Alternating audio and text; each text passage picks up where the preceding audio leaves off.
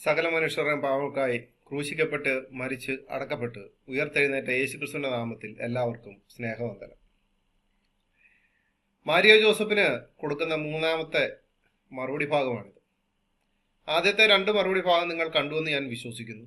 മൂന്നാമത്തെ മറുപടി ഭാഗം യേശുക്രിസ്തുവും ഈസാ നബിയും തമ്മിലുള്ള വ്യത്യാസത്തെ പറ്റിയാണ്. മാരിയോ ജോസഫും മൈക്കൽ കാര്യമറ്റോ അച്ഛനോടെ ഒരു 6 വർഷത്തിന് മുമ്പ് ഒരു പ്രോഗ്രാം ചെയ്തിരുന്നു. ആ പ്രോഗ്രാം ചെയ്തിരുന്നതിൽ അവർ പറയുന്നത് യേശു ഈസയും ഒന്നാണ്, ചില വ്യത്യാസങ്ങളൊക്കെ ഉള്ളൂ എന്നാണ് പറയുന്നത്. അതിനോട് മൈക്കൽ കാര്യമറ്റോ അച്ഛൻ യോജിക്കുന്നതുകൊണ്ടായിരിക്കാം ചിലപ്പോൾ അച്ഛനും അത് ആ ഒരു ഇന്റർവ്യൂവിന് വേണ്ടി വന്നിരുന്നത്. പക്ഷെ ഒരു കാര്യം പറയട്ടെ, ബൈബിളിൽ പറയുന്ന യേശു ക്രിസ്തുവുമായോ ബൈബിളിൽ പറയുന്ന യേശു ക്രിസ്തുവിന്റെ അമ്മ വിശുദ്ധ മറിയമായോ ഖുറാന്റെ അകത്ത് പറഞ്ഞിരിക്കുന്ന ഈസാ നബിക്കോ ഈസയുടെ അമ്മ എന്ന് പറയുന്ന മറിയത്തിനോ യാതൊരുവിധ ബന്ധവുമില്ല. അത് ബൈബിൾ കൊണ്ടും ഖുറാൻ കൊണ്ടും തെളിയിക്കാൻ വളരെ എളുപ്പമാണ്. പക്ഷെ എന്നാൽ ഇത് അറിയാൻ വയ്യാത്തവരുടെ ഉള്ളിലേക്ക് ഈ വിഷം ഇങ്ങനെ ഇട്ടുകൊടുത്തിട്ട് എന്താണ് ഇവർക്ക് കിട്ടുന്ന ആ ഒരു നന്മയെന്ന് അറിയില്ല. ഇനി അവർ തുടങ്ങുന്ന ആ വീഡിയോയ്ക്ക് മുമ്പായിട്ട്, ഇവർ രണ്ടുപേരുടെ ചെയ്ത വീഡിയോയ്ക്ക് മുമ്പായിട്ട് ഇവിടെ അവർ എഴുതി കാണിക്കുന്ന ഒരു പോർഷൻ ഉണ്ട്. അത് ഞാൻ വായിക്കാം. ഞങ്ങളുടെ ഈ പ്രബോധനം വിശുദ്ധ ബൈബിളിനോ തിരുസഭയുടെ പ്രബോധനത്തിനോ വിരുദ്ധം എന്ന് തോന്നിയാൽ തെളിവ് സഹിതം നിരത്താവുന്നതാണ്. തെളിയിച്ചാൽ ഈ വീഡിയോ ഡിലീറ്റ് ചെയ്യാൻ തയ്യാറാണ്. ഇതായിരുന്നു ആ പോസ്റ്റർ. 6 വർഷമായിട്ടും ഇവർ രണ്ടുപേരും ഇത് പിൻവലിച്ചിട്ടില്ല. അതിനുള്ള കാരണം ഇത് തിരുത്താൻ ആരും തയ്യാറായില്ല എന്നുള്ളതായിരിക്കാം. എങ്കിലും ദൈവകൃപയാൽ ഞാനൊന്ന് ശ്രമിച്ചു നോക്കാം, ഇവർക്കിത് വീഡിയോ പിൻവലിക്കാൻ പറ്റുമോ അല്ലെങ്കിൽ തിരുത്താൻ പറ്റുമോ എന്നുള്ളത്. സോഷ്യൽ മീഡിയയിൽ ഒരുപാട് പേർ മാരിയോ ജോസഫ് നിൽക്കുന്ന സഭയ്ക്കകത്തുള്ള അനേകർ യേശു ഈസയും രണ്ടാണെന്ന് വാദിക്കുന്ന ഒരുപാട് സോഷ്യൽ മീഡിയയിൽ എഴുതുന്നവരും ഒക്കെ എൻ്റെ സുഹൃത്തുക്കളായിട്ടും എല്ലാവരും ഉണ്ട്. അവർ ഈ വീഡിയോ കണ്ടിട്ടാണോ അതോ കണ്ടിട്ടും മറുപടി പറയാതിരുന്നതാണോ എന്ന് എനിക്കറിയത്തില്ല. അത് അവരുടെ ഭാഗം. പക്ഷെ എങ്കിലും വിശുദ്ധ വേദപുസ്തകത്തിന്റെ അടിസ്ഥാനത്തിൽ എനിക്ക് ചില കാര്യങ്ങൾ നിങ്ങളെ ബോധിപ്പിക്കാറുണ്ട്. യേശു ക്രിസ്തു ഈസാ നബി ഒരാളാണെന്ന് വാദിക്കുന്നവർ അജ്ഞതയുടെ അഗാധ കൂപത്തിൽ വിഹരിക്കുന്നവരാണെന്ന് നമുക്ക് പെട്ടെന്ന് മനസ്സിലാവും. തങ്ങൾ പറയുന്നത് എന്താണെന്നോ അല്ലെങ്കിൽ എന്തിനാണെന്നോ സ്ഥാപിക്കാൻ ശ്രമിക്കുന്നതെന്ന് ഇന്നതെന്നോ അവർക്ക് അറിഞ്ഞുകൂടാ. യേശു ക്രിസ്തുവും ഈസാ നബിയും ഒരു കാരണവശാലും യേശു ക്രിസ്തുവിന്റെ പരിസരത്ത് എന്ന് വെച്ച് കഴിഞ്ഞാൽ ഒരു 7000 കിലോമീറ്റർ അല്ല, 70 ലക്ഷം കിലോമീറ്റർ അല്ല, അതിന്റെ ഒരു പരിസരത്ത് പോലും എത്താൻ ഇവർക്ക് യോഗ്യതയില്ല എന്നുള്ളതാണ് ഖുറാനിലെ ഈസാ നബിയെ പറ്റി പറയുകയാണെങ്കിൽ. അപ്പോൾ ഇവർ തമ്മിലുള്ള ചില വ്യത്യാസങ്ങൾ ആദ്യമേ ഒന്ന് ചൂണ്ടിക്കാണിക്കാം. ഇന്നത്തെ ദിവസം ഇവർ തമ്മിലുള്ള ചില വ്യത്യാസങ്ങൾ ചൂണ്ടിക്കാണിക്കുന്നു. എന്നാൽ അടുത്ത എപ്പിസോഡിൽ ഇൻഷാ മസിക ഈ മാരിയോ ജോസഫ് നിൽക്കുന്ന സഭയിലുള്ളവർ ഇതിനെ എതിർത്തിട്ടുണ്ടോ ഇല്ലയോ എന്നുള്ളവിടെ നമുക്കൊന്ന് പരിശോധിക്കാം. ഓക്കെ, ഇന്നിപ്പോൾ യേശു ക്രിസ്തു ഈസാ നബിയുടെയും ചില വ്യത്യാസങ്ങൾ നിങ്ങളൊന്ന് മനസ്സിലാക്കാൻ വേണ്ടി. ഒന്ന്, യേശു ക്രിസ്തുവിന്റെ ഈസാ നബിയുടെ സ്ഥാനപ്പേരുകൾ സംബന്ധിച്ചുള്ള വ്യത്യാസങ്ങളാണ്. ലൂക്കോസിന്റെ സുവിശേഷം 1-ാം അധ്യായം 30, 31, 32 വായിച്ചു കഴിഞ്ഞാൽ, ദൂതൻ അവളോട്, മറിയയെ ഭയപ്പെടേണ്ട, നിനക്ക് ദൈവത്തിന്റെ കൃപ ലഭിച്ചു. നീ ഗർഭം ധരിച്ചൊരു മകനെ പ്രസവിക്കും, അവന് യേശു എന്ന് പേർ വിളിക്കണം. അവൻ വലിയവനാകും, അത്യുന്നതന്റെ പുത്രൻ എന്ന് വിളിക്കപ്പെടും. കർത്താവായ ദൈവം അവന്റെ പിതാവായ ദൈവത്തിന്റെ സിംഹാസനം അവന് കൊടുക്കും. ഇവിടെ യേശുക്രിസ്തുവിനെ വിളിച്ചിരിക്കുന്നത് അത്യുന്നതന്റെ പുത്രൻ എന്ന് വിളിക്കപ്പെടും എന്ന് തന്നെയാണ്. അല്ലയോ മാരിയോ ജോസഫേ, താങ്കളോട് തന്നെ ചോദിക്കുകയാണ്, താങ്കൾ വായിച്ച ഖുറാന്റെ അകത്ത് എവിടെയെങ്കിലും അത്യുന്നതന്റെ പുത്രൻ എന്ന് വിളിക്കുന്ന ഒരു ഭാഗമുണ്ടോ? കാരണം അത്യുന്നതനെ ഒരു പുത്രൻ എന്ന് വിളിക്കാൻ അവിടെ പറ്റത്തില്ല. അള്ളാഹുവിന് ഒരു പുത്രനുണ്ടെന്ന് വിളിക്കാൻ അവിടെ പറ്റത്തില്ല. കാരണം അള്ളാഹുവിന് ഒരു കൂട്ടുകാരി ഇല്ലാത്തത് കൊണ്ട് എങ്ങനെ പുത്രനുണ്ടാകും എന്നാണ് ഖുറാനിൽ ചോദിച്ചിരിക്കുന്നത്. അതുകൊണ്ട് തന്നെ ഈസാ നബിയെ ദൈവപുത്രൻ എന്ന് വിളിച്ചിട്ടില്ല. ഈ പറയുന്ന ഞാനും നിങ്ങളുമല്ല യേശുവിനെ ദൈവപുത്ര എന്ന് വിളിച്ചിട്ടുണ്ട്, ദൈവമേ എന്ന് വിളിക്കുന്നുണ്ട്. പക്ഷേ അത്യുന്നതന്റെ പുത്രൻ എന്നും നമ്മൾ പറയുന്നുണ്ട്, വിളിച്ചിട്ടുമുണ്ട്. എന്നിട്ടും മാരിയോ ജോസഫെ ഇവർ തമ്മിൽ എങ്ങനെയാണ് യോജിക്കുന്നത്? ഒന്ന് പറഞ്ഞു തരണേ. ഇനി യേശു നിത്യരക്ഷയുടെ കാരണദൂതനാണെന്ന് വിശുദ്ധ വേദപുസ്തകം പറയുന്നു. എബ്രായ ലേഖനം 5-ാം അധ്യായം 8-9. പുത്രനെങ്കിലും താൻ അനുഭവിച്ച കഷ്ടങ്ങളാൽ അനുസരണം പഠിച്ച് തികഞ്ഞവനായി തന്നെ അനുസരിക്കുന്ന ഏവർക്കും നിത്യരക്ഷയുടെ കാരണഭൂതനായി തീർന്നിരിക്കുന്നു. ദൈവത്തിന് മാത്രമുള്ള ഈ വിശേഷണം ഈസാ നബിക്കും ഉപയോഗിച്ചാൽ മുസ്ലിങ്ങളുടെ തൗഹീദ് വെള്ളത്തിലാകും. മനസ്സിലായോ? അതുകൊണ്ട് ഇങ്ങനെ ഒരു വിശേഷണം ഈസാ നബിക്ക് കൊടുക്കുന്ന കാര്യം ചിന്തിക്കാൻ പോലും സാധിക്കുകയില്ല. ഖുർആൻ എഴുത്തുകാർക്ക് അതിനെപ്പറ്റി ചിന്തിക്കാനേ പറ്റത്തില്ല. മനസ്സിലായോ? കാരണം എന്താ? നിത്യരക്ഷയുടെ കാരണഭൂതനാണ് ഞാൻ വിശ്വസിക്കുന്ന വിശുദ്ധ വേദപുസ്തകത്തിൽ പറയുന്ന യേശുക്രിസ്തു. ഇങ്ങനെ ഒരു കാര്യം നിങ്ങൾ പറയുന്ന മാരിയ ജോസഫ് പറഞ്ഞ് മറ്റുള്ളവരുടെ ഉള്ളിലേക്ക് എത്തിക്കുന്ന ആ ഒരു ഇതിന് പറ്റത്തില്ല. ഇനി മാരിയോ എന്താണ് പറഞ്ഞതെന്ന് നിങ്ങൾക്ക് കേൾക്കണ്ടേ? അതൊന്ന് കേട്ടിട്ട് ബാക്കി ഞാൻ തരാം. ഒരു കാര്യം എടുത്തു പറയുന്നുണ്ട്. മാരിയോയുടെ കാഴ്ചപ്പാടിൽ ഖുറാനിൽ പറയുന്ന ഈശോയും ഈസാ നബിയും മിരിയാമും ബൈബിളിൽ പറയുന്ന യേശുവും യേശുവിൻ്റെ അമ്മയും ഒരാളാണ് എന്നാണ് മാരിയോ പഠിപ്പിക്കുന്നത്. അല്ല എന്ന് ഖുറാൻ തന്നെ സാക്ഷ്യപ്പെടുത്തുന്നു, അവകാശപ്പെടുന്നു. അപ്പോൾ എനിക്ക് ആദ്യമായിട്ട് മാരിയോയുടെ അടുത്ത് അറിയേണ്ടതാണ്, ആരാണ് ഈ ഖുറാനിലെ ഈസാ നബി, ആരാണ് സുവിശേഷങ്ങളിലെ യേശു? ഇത് രണ്ടും ഒരാളാണോ അല്ലയോ? ഓക്കെ അച്ഛാ, ഈശോയുടെ പഠനം അനുസരിച്ച് ഒന്നെങ്കിൽ യെസ് അല്ലെങ്കിൽ നോ പറയണം. അതിൻ്റെ ഇടയിൽ ഈശോയ്ക്ക് വലിയ ഇഷ്ടമുള്ള പരിപാടിയല്ല. അച്ഛൻ എന്നോട് ചോദിച്ച ചോദ്യം ഖുർആനിൽ പറയുന്ന ഈസാ നബിയാണോ ബൈബിളിലെ യേശു ക്രിസ്തു, ഖുർആനിലെ മറിയമാണോ ബൈബിളിലെ മറിയം എന്നാ ചോദിച്ചത്.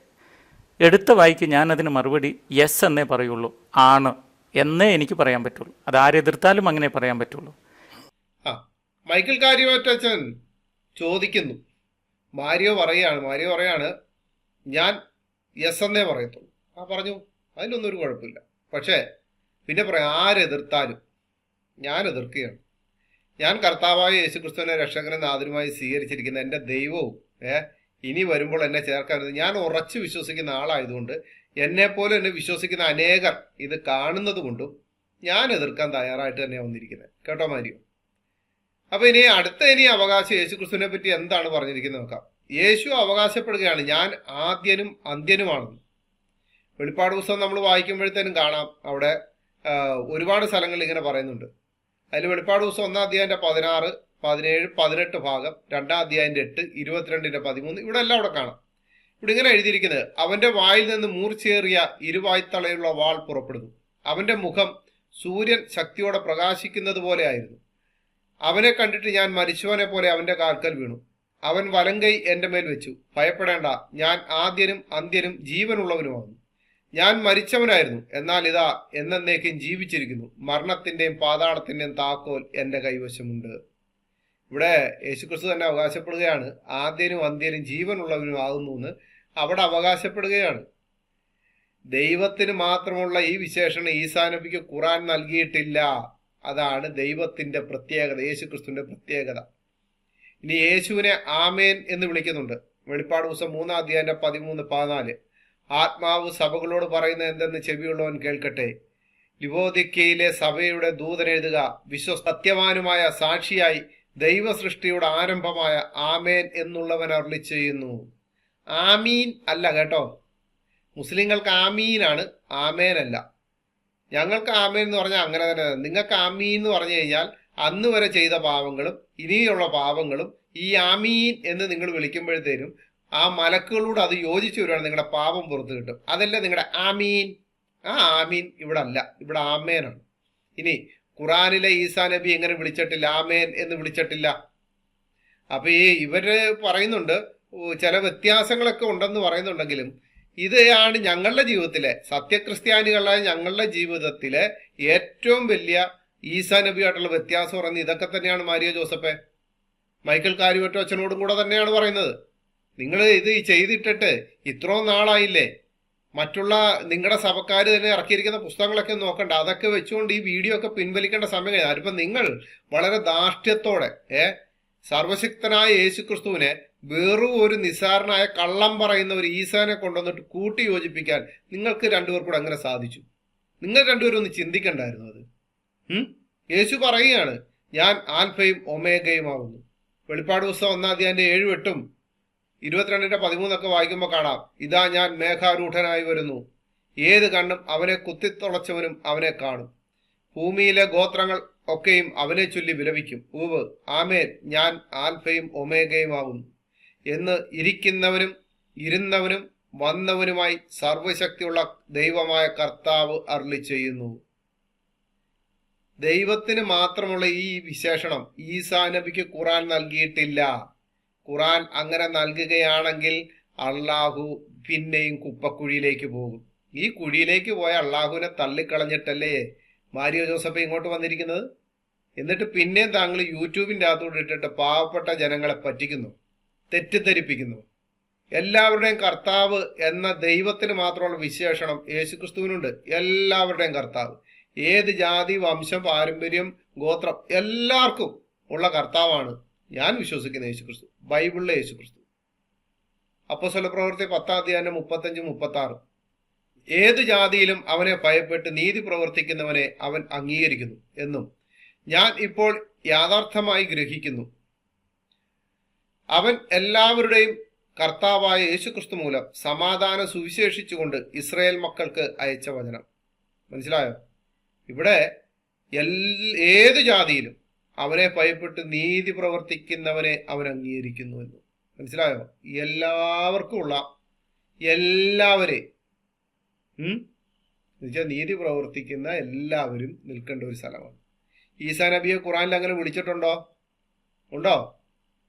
ഇനി അടുത്തത്, ഒന്നാമത്തവനും ഒടുക്കത്തവനും എന്നുള്ള ദൈവത്തിന്റെ വിശേഷണവും യേശുവിനുണ്ട്. ഇതാ ഞാൻ വേഗം വരുന്നു, ഓരോരുത്തന് അവനവന്റെ പ്രവൃത്തിക്ക് തക്കവണ്ണം കൊടുപ്പാൻ പ്രതിഫലം എന്റെ പക്കലുണ്ട്. ഞാൻ ആൽഫയും ഒമേഗയും ഒന്നാമനും ഒടുക്കത്തവനും ആദിയും അന്തവുമാകുന്നു. ഈസാ നബി എങ്ങനെ ഖുറാൻ വിളിച്ചിട്ടുണ്ടോ? വിളിക്കത്തില്ല. വിളിച്ചാ പണിവാളിയില്ലേ? ദൈവവിശേഷണമാണിത്. ഇനി കർത്താതി കർത്താവ് എന്ന് യേശുക്രിസ്തുവിനെ വിളിച്ചിട്ടുണ്ട്. ആ രാജാതി രാജാവും കർത്താതി കർത്താവ് എന്ന നാമം അവന്റെ ഉടുപ്പിന്മേലും തുടമേലും എഴുതിയിരിക്കുന്നു. വെളിപ്പാട് ദിവസം 19:16. ഈസാ നബി എങ്ങനെ ഖുറാൻ വിളിച്ചിട്ടില്ല? ഇനി രാജാതി രാജാവ് എന്ന് ആരെയെങ്കിലും വിളിച്ചു കഴിഞ്ഞാൽ അള്ളാഹു കിടിലം കൊള്ളും. അള്ളാഹുവിന് ഏറ്റവും രോക്ഷമുള്ള പേരാണ് രാജാതി രാജാവ്. പോയി ഹദീസൊക്കെ എടുത്തൊന്ന് വായിച്ചു നോക്കുമാരിയോ. കുറച്ച് കാര്യങ്ങളുമായിട്ട് വന്നിട്ട് മുമ്പിലിരിക്കുന്ന ധ്യാനത്തിന് വരുന്ന, അല്ലെങ്കിൽ താങ്കളുടെ പ്രഭാഷണത്തിൽ എന്തോ നന്മ ലഭിക്കുമെന്നും പറഞ്ഞുകൊണ്ട് വരുന്നവരുടെ ഉള്ളിലേക്ക് ഈസ എന്ന് പറയുന്ന ആ ഒരു കള്ളം പറയുന്ന മനുഷ്യനെ എടുത്ത് ഇട്ടുകൊടുത്തിട്ട് അവരുടെ ഉള്ളിലെ ക്രിസ്തുവിന്റെ നന്മകളെ കെടുത്തിക്കളയല്ലേ.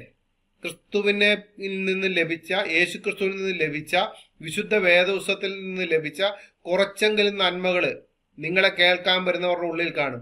അതിനെ കെടുത്തിക്കളയുന്ന ഈസ എന്ന് പറയുന്ന ആ വ്യക്തിയെ കൊണ്ട് കളയരുതേ.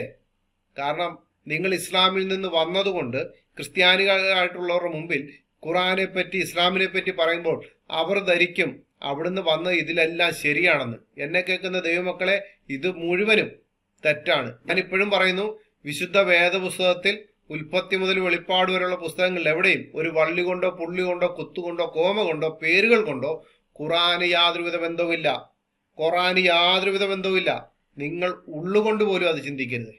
ഇനി അടുത്തത്, ജീവികൾക്കും മരിച്ചവർക്കും ന്യായാധിപതി എന്ന് യേശുക്രിസ്തുവിനെ വിളിച്ചിരിക്കുകയാണ്. ജീവികൾക്കും മരിച്ചവർക്കും, സകല ജനത്തിനുമല്ല, ദൈവം മുമ്പ് കൂട്ടി നിയമിച്ച സാക്ഷികളായി അവൻ മരിച്ചവരിൽ നിന്ന് ഉയർത്തെഴുന്നേറ്റ ശേഷം അവനോടുകൂടെ തിന്നുകുടിച്ചവരായ ഞങ്ങൾക്ക് തന്നെ പ്രത്യക്ഷനാക്കി തന്നു. ജീവികൾക്കും മരിച്ചവർക്കും ന്യായാധിപതിയായി ദൈവത്താൽ നിയമിക്കപ്പെട്ടവൻ അവൻ തന്നെ എന്ന് ജനത്തോട് പ്രസംഗിച്ചു. സാക്ഷീകരിപ്പാൻ അവൻ ഞങ്ങളോട് കൽപ്പിച്ചു. അവനിൽ വിശ്വസിക്കുന്ന ഏവനും അവന്റെ നാമം മൂലം പാപമോചനം ലഭിക്കും എന്ന് സകല പ്രവാചകന്മാരും സാക്ഷ്യം പറയുന്നു. ഈസാ നബിയെ ഇങ്ങനെ ഖുറാൻ വിളിച്ചിട്ടുണ്ടോ? ഖുറാനിൽ എവിടെയെങ്കിലും ഇങ്ങനെ പറയാൻ പറ്റുമോ? ജീവികൾക്കും മരിച്ചവർക്ക് ന്യായാധിപതിയായി ദൈവത്താൽ നിയമിക്കപ്പെട്ടവനാണ് യേശുക്രിസ്തു എന്ന്? അത് വേണ്ട. ഇനി അവന്റെ നാമം മൂലം പാപമോചനം ലഭിക്കും. ഈസാ നബിയുടെ നാമം മൂലം പാപമോചനം ലഭിക്കുമോ മാരിയോ? നിങ്ങൾ പറയുന്നുണ്ടല്ലോ ചില വിഷയങ്ങളിൽ മാത്രമാണ് വ്യത്യാസം. ആ വ്യത്യാസങ്ങൾ എവിടൊക്കെയാണ് വന്നതെന്ന് ഞാൻ പറഞ്ഞുതരാം ദൈവം അനുവദിച്ച അടുത്ത എപ്പിസോഡിൽ. അപ്പൊ ഈസാ നബി എങ്ങനെ വിളിച്ചിട്ടുണ്ടോ? ഇല്ല. ഇനി ദൈവം എന്ന് യേശുക്രിസ്തുവിനെ വിളിച്ചിരിക്കുന്നു. ദൈവം എന്ന് യേശുക്രിസ്തുവിനെ വിളിച്ചിരിക്കുന്നു. അവര് പ്രവാചകനായിട്ടാണ്. ഞാൻ ചോദിക്കുന്നത്, യേശുക്രിസ്തുവിനെ ഒരു പ്രവാചകൻ മാത്രമായിട്ടാണ് ബൈബിളിനകത്ത് കാണിക്കുന്നത് എന്നുള്ള ഒരു ഭാഗം ഉണ്ടെന്നുണ്ടെങ്കിൽ കൊണ്ടുവരണം കേട്ടോ. യേശുക്രിസ്തു പ്രവാചകൻ മാത്രമാണ് എന്ന് പറയുന്നത്, പ്രവാചകൻ മാത്രമാണ് എന്ന് പറയുന്ന ഭാഗം ഉണ്ടെങ്കിൽ, ആദിയിൽ വചനം ഉണ്ടായിരുന്നു, വചനം ദൈവത്തോടുണ്ടായിരുന്നു, വചനം ദൈവമായിരുന്നു. ആരായിരുന്നു ഈ വചനമായ ദൈവം മാരിയോ? ആരായിരുന്നു? യേശുക്രിസ്തു അല്ല എന്ന് അവകാശവാദം ഉണ്ടെങ്കിൽ അതങ്ങ് പറഞ്ഞേക്കണേ. ഇനി അടുത്തത് യോഹന്നാന്റെ സുവിശേഷം 20-ാം അധ്യായം 27, 28, 29 വായിക്കുമ്പോൾ അവിടെ കാണാം. പിന്നെ തോമാസിനോട് നിന്റെ വിരൽ ഇങ്ങോട്ട് നീട്ടി എൻ്റെ കൈകളെ കാണുക, നിന്റെ കൈ നീട്ടി എൻ്റെ വിലാപ്പുറത്തിടുക, അവിശ്വാസിയാകാതെ വിശ്വാസിയായിരിക്കുക എന്ന് പറഞ്ഞു. തോമാസ് അവനോട് എൻ്റെ കർത്താവ് എൻ്റെ ദൈവവുമായുള്ളവേ എന്ന് ഉത്തരം പറഞ്ഞു. യേശു അവനോട് നീ എന്നെ കണ്ടതുകൊണ്ട് വിശ്വസിച്ചു, കാണാതെ വിശ്വസിച്ചവർ ഭാഗ്യവാന്മാർ എന്ന് പറഞ്ഞു. എൻ്റെ കർത്താവ് എൻ്റെ ദൈവമായുള്ളവയെന്ന് തോമാസ് വിളിക്കണമെന്നുണ്ടെങ്കിൽ തോമാസിന്റെ മാത്രമല്ല, സകല മനുഷ്യരുടെയും, സകല ജാതി വംശ പാരമ്പര്യം ഗോത്രം വിട്ട് എല്ലാവരുടെയും ദൈവമാണ്, കർത്താവാണ് ഞാൻ വിശ്വസിക്കുന്ന യേശുക്രിസ്തു. ഇങ്ങനൊരു അവകാശവാദം ഖുറാൻ്റെ അകത്തുണ്ടോ ഈസായിക്ക്? എബ്രായ ലേഖനം 1-ാം അധ്യായം 7-8 അവൻ കാറ്റുകളെ തൻ്റെ ദൂതന്മാരും അഗ്നിജാലയെ തൻ്റെ ശുശ്രൂഷകന്മാരും ആക്കുന്നു എന്ന് ദൂതന്മാരെ കുറിച്ച് പറയുന്നു. പുത്രനോടോ ദൈവമേ നിന്റെ സിംഹാസനം എന്നും എന്നേക്കുമുള്ളത്, നിന്റെ രാജ്യത്വത്തിന്റെ ചെങ്കോൽ നേരുള്ള ചെങ്കോൽ. ദൈവമേ നിന്റെ സിംഹാസനം ആരോടാ പറഞ്ഞത്? പുത്രനോട്. അങ്ങനെ അള്ളാഹുവിന് ഒരു പുത്രനില്ലല്ലോ, എനിക്കൊരു കൂട്ടുകാരി ഇല്ലേ എന്ന് പറഞ്ഞുകൊണ്ട് കരഞ്ഞു കിടക്കുന്ന ആളിനെ പിന്നെ എങ്ങനെ പുത്രൻ എന്ന് പറയാൻ പറ്റുന്നത്? എനിക്കൊരു കൂട്ടുകാരി ഇല്ലേ എന്ന് പറഞ്ഞുകൊണ്ട് കിടക്കുകയാണ്. പിന്നെ അവർക്ക് പെൺമക്കളും എനിക്ക് പെൺമക്കളും അവർക്ക് ആൺമക്കളുമോ? ഇങ്ങനെയൊക്കെയുള്ള അവകാശവാദം പറഞ്ഞു കിടക്കുന്ന അള്ളാഹുവിന് ഒരിക്കലെങ്കിലും ഇങ്ങനെ പറയാൻ പറ്റുമോ? അടുത്തത് റോമാലേഖനത്തിന്റെ അത് എന്ന് പറയുകയാണ്, അവർ ഇസ്രയേല്യർ പുത്രത്വവും തേജസ്സും നിയമങ്ങളും ന്യായപ്രമാണവും ആരാധനയും വാഗ്ദത്തങ്ങളും അവർക്കുള്ളവ, പിതാക്കന്മാരും അവർക്കുള്ളവർ തന്നെ. ജഡപ്രകാരം ക്രിസ്തുവും അവരിൽ നിന്നല്ലോ ഉത്ഭവിച്ചത്. അവൻ സർവത്തിനും മീതെ ദൈവമായി എന്നേക്കും വാഴ്ത്തപ്പെട്ടവൻ. ആരെയെ പറ്റിയാ പറയുന്നത്? യേശുക്രിസ്തുവിനെ പറ്റിയാണ് ഈ പറയുന്നത്. ഇപ്പൊ യേശുക്രിസ്തുവിനെ പറ്റി പറയുന്ന ഈ ഭാഗത്ത് എവിടെയാണ് മാരിയോ ഇങ്ങനെയൊക്കെയുള്ള കാര്യങ്ങളുണ്ടെന്ന് പറയുന്നത്? മാരിയോ പറയുന്നതിന് എന്തെങ്കിലും ഒരു ഇത് വേണ്ടേ? വെറുതെ വന്നിരുന്ന അതും ഇതൊക്കെ പറയാവോ മാരിയോ? 2 പത്രോസ് 1:1 യേശുക്രിസ്തുവിന്റെ ദാസനും അപ്പോസ്തലനുമായ ശിമോൻ പത്രോസ് നമ്മുടെ ദൈവത്തിന്റെയും രക്ഷിതാവായ യേശുക്രിസ്തുവിന്റെയും നീതിയാൽ ഞങ്ങൾക്ക് ലഭിച്ചതുപോലെ അതേ വിലയേറിയ വിശ്വാസം ലഭിച്ചവർക്ക് എഴുതുന്നത്. അപ്പൊ യേശുക്രിസ്തുവിനെ പറ്റി ഇവിടെ പത്രോസ് എന്താ പറഞ്ഞത്? നമ്മുടെ ദൈവത്തിന്റെയും രക്ഷിതാവായ യേശുക്രിസ്തുവിന്റെയും. പിന്നെയും പോയി. ഇങ്ങനെ എവിടെയെങ്കിലും ഉണ്ടോ? ഇല്ല. ഇനി അടുത്തത് 1 യോഹന്നാൻ 5-ാം അധ്യായം അതിന്റെ 19-20 നാം ദൈവത്തിൽ നിന്നുള്ളവർ എന്ന് നാം അറിയുന്നു, സർവ്വലോകവും ദുഷ്ടന്റെ അധീനതയിൽ കിടക്കുന്നു. ദൈവപുത്രൻ വന്നു എന്നും സത്യദൈവത്തെ അറിവാൻ നമുക്ക് വിവേകം തന്നു എന്നും നാം അറിയുന്നു. നാം സത്യദൈവത്തിൽ അവന്റെ പുത്രനായ യേശുക്രിസ്തുവിൽ തന്നെ ആകുന്നു. അവൻ സത്യദൈവവും നിത്യജീവനുമാകുന്നു. ഞാൻ തന്നെ വഴിയും സത്യവും ജീവനുമെന്ന് പറഞ്ഞ കർത്താവായ യേശുക്രിസ്തുവിനെ പറ്റിയാണ് ഈ യോഹന്നാൻ പറയുന്നത്. ഇതേപോലെ മാരിയോ താങ്കൾ പറഞ്ഞല്ലോ 2 പേരും ഒന്നാണ്. യെസ്, ആ യെസിൻ്റെ അകത്ത് എവിടെയെങ്കിലും ഇങ്ങനെയുണ്ടോ? ഉണ്ടെങ്കിൽ ഒന്ന് കാണിച്ചു തരണേ. അതിനുശേഷം നമുക്ക് തമ്മിൽ ഒന്ന് ചർച്ച ചെയ്യാം. നമുക്ക് കുഴപ്പമൊന്നുമില്ല കേട്ടോ. വെളിപ്പാട് പുസ്തകം 21-ാം അധ്യായം 6, 7 പിന്നെയും അവൻ എന്നോട് അരുളിച്ചത് സംഭവിച്ചു തീർന്നു. ഞാൻ ആൽഫയും ഒമേഗയും ആദിയും അന്തവുമാകും. ദാഹിക്കുന്നവന് ഞാൻ നീരുറവയിൽ നിന്ന് സൗജന്യമായി കൊടുക്കും. ജയിക്കുന്നവന് ഇത് അവകാശമായി ലഭിക്കും. ഞാൻ അവന് ദൈവവും അവൻ എനിക്ക് മകനുമായിരിക്കും. മനസ്സിലായോ മാരിയോ ജോസഫേ? ഇതേപോലെ ഈസയെ എവിടെയെങ്കിലും ഖുറാനിൽ വിളിച്ചിട്ടുണ്ടോ? ഞാൻ അവന് ദൈവവും അവൻ എനിക്ക് മകനുമായിരിക്കും. യേശുക്രിസ്തു യോഹന്നാനോ അപ്പസ്തലനോട് പറയുന്ന കാര്യമാണിത്. അപ്പൊ എന്റെ കർത്താവായ യേശുക്രിസ്തുവിനെ ദൈവമാണെന്ന് വരച്ച് കാണിക്കുന്ന ഈ ഭാഗം എത്ര ഇതാണ്. താങ്കളുടെ ആദ്യത്തെ സാക്ഷ്യത്തിലൊക്കെ പറയുന്നതിന് ശേഷം താങ്കൾ പറയും യേശു ദൈവമാണ് ദൈവമാണ് ദൈവമാണെന്ന്. അല്ല, ഇത് മനസ്സിലാക്കിയല്ലേ മാരിയോ യേശുവിനെ സ്വീകരിച്ചത്? പിന്നെ ഇത് രണ്ടും ഒന്നാണെന്ന് എന്തർത്ഥത്തിലാണ് താങ്കൾ ഈ പറയുന്നത്? പാവപ്പെട്ട കൊച്ചു പിള്ളേരെ, പാവപ്പെട്ട ഈ ക്യാമ്പിന് വരുന്നവരെ, ധ്യാനത്തിന് വരുന്നവരെ വഴിതെറ്റിക്കുന്നു. നിങ്ങൾ വിചാരിക്കും മാരിയോടെ വഴിതെറ്റിച്ചെന്ന്. നേരിട്ടല്ല ഇത് സംഭവം എന്ന് വെച്ച് കഴിഞ്ഞാൽ എങ്ങനെയാണെന്നറിയാമോ? ഞാൻ പറഞ്ഞുതരാം. നമ്മുടെ കുട്ടികൾക്കൊന്നും ഇപ്പൊ ഖുറാനെ പറ്റി ഒന്നും അറിയത്തില്ല. ഇസ്ലാമിൽ നിന്ന് വന്നയാളാണല്ലോ. ആ വന്നയാള് ഇതിനെപ്പറ്റി കൂടുതലായിട്ട് പറയുമ്പോൾ ഈ സംശയങ്ങൾ തീർക്കാൻ നമ്മുടെ കുട്ടികൾ എവിടെ ചെല്ലും? മുസ്ലിങ്ങളായിട്ടുള്ളവരുടെ അടുത്തേക്ക് തന്നെ ചെല്ലും. അവരവിടെ ആരെ വിഴുങ്ങേണ്ടു എന്നും പറഞ്ഞിട്ട് കാത്തിരിക്കുകയാണ്. ഈ സംശയങ്ങളെ ചോദിച്ചു പിന്നീട് ചോദിക്കും, ദൈവം മരിക്കുമോ, ദൈവം ജനിക്കുമോ, യേശു ബൈബിളിനകത്ത് എവിടെയാണ് യേശു ദൈവമാണെന്ന് പറഞ്ഞിരിക്കുന്നത്? ഇങ്ങനെ കൊനഷ്ട് പിടിപ്പിക്കുന്ന ചോദ്യം. കാരണം ബൈബിളിൻ്റെ അകത്ത് പറയുന്നു പിശാച് തന്ത്രശാലിയാണ്, ഖുറാന്റെ അകത്ത് പറയുന്നു അള്ളാഹു തന്ത്രം പ്രയോഗിക്കുന്നവരിൽ മെച്ചപ്പെട്ടവനാണ്. സത്യദൈവത്തിന്റെ മക്കളെ വഴിതെറ്റിക്കാൻ തന്ത്രശാലിയായിട്ടുള്ള ഇത്തരം ആൾക്കാർ നടക്കുമ്പോൾ ഇങ്ങനെയുള്ള ആൾക്കാർ കൊടുക്കുന്ന ക്ലാസ്സുകൾ മൂലം തന്ത്രത്തിൽ വീണുപോകും. അതുകൊണ്ടാണ് ഇതിനെപ്പറ്റി ഞങ്ങൾ പൂർണ്ണമായിട്ടും പറയുന്നത്. ഇനി യേശുക്രിസ്തു ഒരു കാരണവശാലും ഒരു രീതിയിലും പാപം ചെയ്തിട്ടില്ല. അവന്റെ വായിൽ നിന്നൊരു വഞ്ചന പോലും ഉണ്ടായിട്ടില്ല.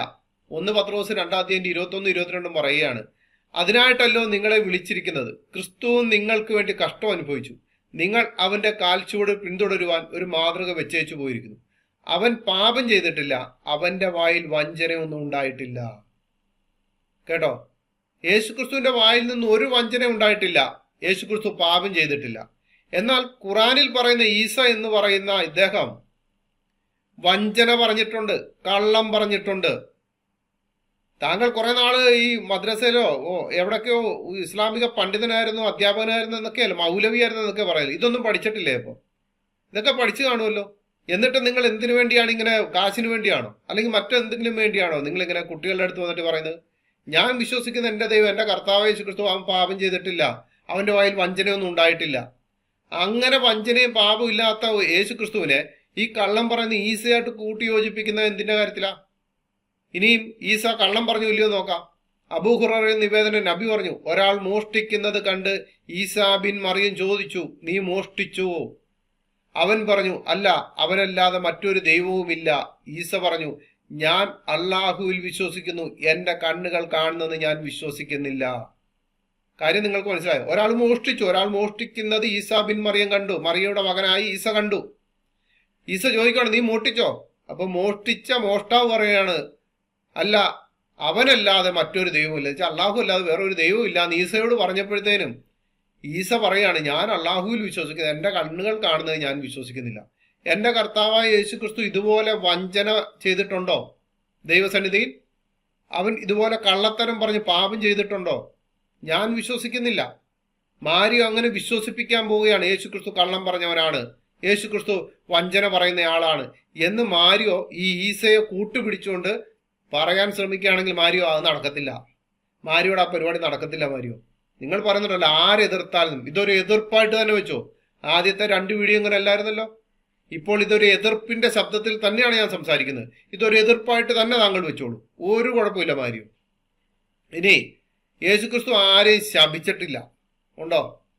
യേശുക്രിസ്തു ആരെയും ശപിച്ചിട്ടില്ല. എന്നാൽ ഖുറാനിലെ ഈസ ശപിക്കുന്നവനാണ്. ഖുറാന്റെ അകത്തെ ഈസ ശപിക്കുന്നവനാണ്. 5:78 എടുത്ത് നിങ്ങൾ വായിച്ചു നോക്കൂ ഖുറാൻ. അതിൻ്റെ അകത്ത് ഇങ്ങനെ പറയുന്നത്, ഇസ്രയേൽ സന്തതികളിലെ സത്യനിഷേധികൾ ദാവൂദിന്റെയും മറിയമിന്റെ മകൻ ഈസയുടെയും നാവിലൂടെ ശപിക്കപ്പെട്ടിരിക്കുന്നു. അവർ അനുസരണക്കേട് കാണിക്കുകയും അതിക്രമം കൈക്കൊള്ളുകയും ചെയ്തതിന്റെ ഫലമത്രയത്. ദാവൂദിന്റെയും മറിയമിന്റെ മകൻ ഈസയുടെ നാവിലൂടെ ശപിക്കപ്പെട്ടിരിക്കുന്നു. എൻ്റെ ഈസ ശപിക്കുന്നവനാണ് മാരിയോ. എൻ്റെ യേശുക്രിസ്തു ശപിക്കുന്നവനല്ല, അനുഗ്രഹിക്കുന്നവനാണ്. മനസ്സിലായോ?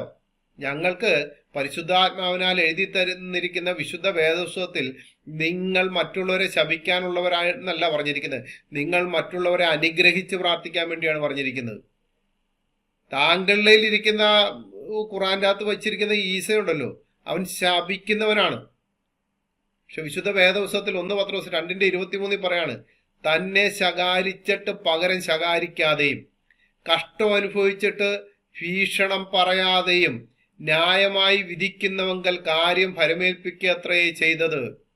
നാം പാപം സംബന്ധിച്ചു മരിച്ചു നീതിക്ക് ജീവിക്കേണ്ടതിന് അവൻ തന്റെ ശരീരത്തിൽ നമ്മുടെ പാപങ്ങളെ ചുമന്നുകൊണ്ട് ക്രൂശിൽ കയറി അവന്റെ അടിപ്പിണരാൽ നിങ്ങൾക്ക് സൗഖ്യം വന്നിരിക്കുന്നു. കണ്ടോ മാരിയോ? തന്നെ ശകാരിച്ചിട്ട് പകരം ശകാരിക്കാതെ, കഷ്ടം അനുഭവിച്ചിട്ട് ഭീഷണം പറയാതെ ന്യായമായി വിധിക്കുന്നത്.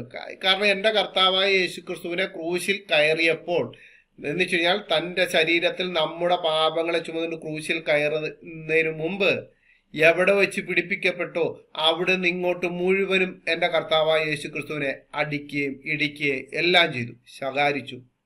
കളിയാക്കി. പക്ഷെ അവിടെ ഒന്നും ശകാരിച്ചിട്ട് പകരം ശകാരിച്ചില്ല. മനസ്സിലായോ? തിരിച്ച് ഭീഷണി ഒന്നും മുഴക്കിയില്ല. എന്റെ കർത്താവായ യേശുക്രിസ്തു എന്തിനു ഭൂമിയിലേക്ക് വന്നോ അത് നിവർത്തിയാക്കുക തന്നെ ചെയ്തു. അതുകൊണ്ട് എന്നെ കേട്ട നിങ്ങളോടെല്ലാവരോടും പറയാണ്, മാരിയോ ജോസഫിനോടും മൈക്കിൾ കാര്യമറ്റോച്ചനോടും, ഇനി മാരിയോ ജോസഫ് ഏതാണ്ട് വലിയ സംഭവമാണെന്ന് പറഞ്ഞു നടക്കുന്നവരോടും, ഇനി മാരിയോ ഒരു കാലത്ത് അള്ളാഹുവിനെ പറ്റി അള്ളാഹു യഹോവയെ ഒന്നല്ല എന്ന് പറഞ്ഞിട്ടുണ്ടെന്ന് വീഡിയോ ഇറക്കിയിട്ടുണ്ടെന്ന് പറഞ്ഞ് എൻ്റെ അടുത്ത് വന്ന് സംസാരിക്കുന്ന ആൾക്കാരോടും പറയാണ്, ഈ യേശു ഈസേൻ രണ്ടാണെന്ന് പഠിപ്പിക്കാൻ കഴിവുണ്ടോ എന്ന് ചോദിക്കുകയാണ് ഞാൻ. മാരിയോയ്ക്ക് ഞാൻ വിശ്വസിക്കുന്ന കാര്യം അങ്ങനെ അറിയാം. എൻ്റെ യേശു കർത്താവ് ക്രൂശിൽ മരിച്ചു, അടക്കപ്പെട്ടു, ഉയർത്തെഴുന്നേറ്റ് ഇന്നും ജീവിച്ചിരിക്കുന്നു. ഈസ അങ്ങനെ ചെയ്തിട്ടുണ്ടോ? ഇല്ല എന്നുണ്ടെങ്കിൽ പിന്നെ എന്തിനാണ് ഇത് രണ്ടും ഒന്നാണെന്ന് പറയുന്നത്? ഇനി ഉദാഹരണം ഞാൻ ഒരു കാര്യം ചോദിക്കാം. നമ്മുടെ ആധാർ കാർഡിൽ നമ്മുടെ പേര് ടൈപ്പ് ചെയ്ത് വരുന്നു.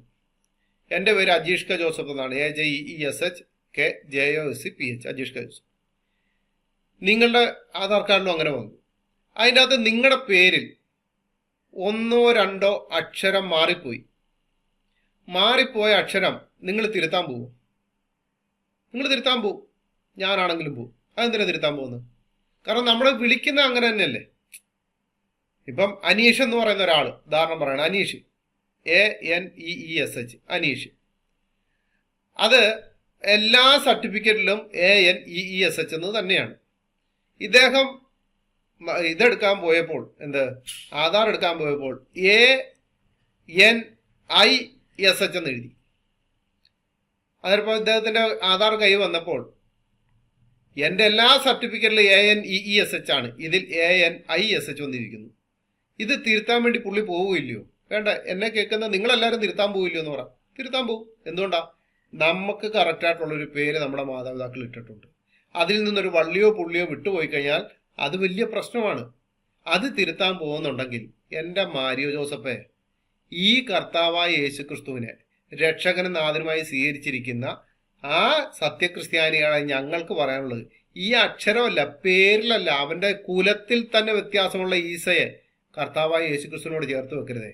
അല്ലെന്നുണ്ടെങ്കിൽ ഈസ എന്ന പേരിന്റെ അർത്ഥം എന്താണെന്ന് ഒന്ന് പറഞ്ഞാലും മതി. അതുകൊണ്ട് എന്നെ കേട്ട എല്ലാവരോടും പറയാണ്, തന്നെ ശകാരിച്ചിട്ട് പകരം ശകാരിക്കാതെ, കഷ്ടം അനുഭവിച്ചിട്ട് ഭീഷണം പറയാതെയും, ന്യായമായി വിധിക്കുന്നവ കാര്യം ഫലമേൽപ്പിച്ച് നമ്മൾക്ക് വേണ്ടി പാപങ്ങളെ ചുമന്നുകൊണ്ട് ക്രൂശിൽ കയറിയ ആ കർത്താവായ യേശുക്രിസ്തുവിനെ ഓർക്കുക. യെരുശലേം പുത്രിമാരെ, നിങ്ങൾ എന്നെ ചൊല്ലിയല്ല കരയേണ്ടത്, നിങ്ങളെ ചൊല്ലിയും നിങ്ങളുടെ മക്കളെ ചൊല്ലിയും കരയാൻ പറഞ്ഞ കർത്താവായ യേശുക്രിസ്തുവുണ്ട്. അതുകൊണ്ട് മക്കളെ ഓർക്കുക, കുടുംബകാര്യങ്ങളെ പറ്റി ഓർക്കുക, ദൈവസന്നിധിയിൽ നിങ്ങളുടെ കാര്യങ്ങളെ സമർപ്പിക്കുക. സർവശക്തനായ ദൈവം എല്ലാവരെയും ധാരാളമായി അനുഗ്രഹിക്കട്ടെ. മനസ്സുകൊണ്ട് പോലും നിങ്ങൾ യേശു ഈസയും ഒന്നാണെന്ന് നിങ്ങൾ ഉള്ളിൽ വരച്ചു വെക്കരുതേ. അബ്രഹാമും ഇബ്രാഹിമും ഒന്നാണെന്ന് നിങ്ങൾ ഉള്ളിൽ വരച്ചു വെക്കരുതേ. ഖുറാനിൽ പറയുന്ന മറിയവും ബൈബിളിൽ പറയുന്ന വിശുദ്ധ മറിയവും ഒന്നാണെന്ന് നിങ്ങൾ ഹൃദയത്തിൽ പോലും ചിന്തിക്കരുതേ. കാരണം നിങ്ങൾ ചിന്തിച്ചാൽ നിങ്ങൾ ക്രിസ്തുവിനോട് ചെയ്യുന്ന ഏറ്റവും വലിയ നന്ദികേടാണ്. നിങ്ങൾ അങ്ങനെ ചെയ്യത്തില്ല എന്ന് ഞാൻ വിശ്വസിക്കുന്നു. എന്നെ കേട്ടവരെ എല്ലാവരെയും ദൈവം ധാരാളമായി അനുഗ്രഹിക്കും.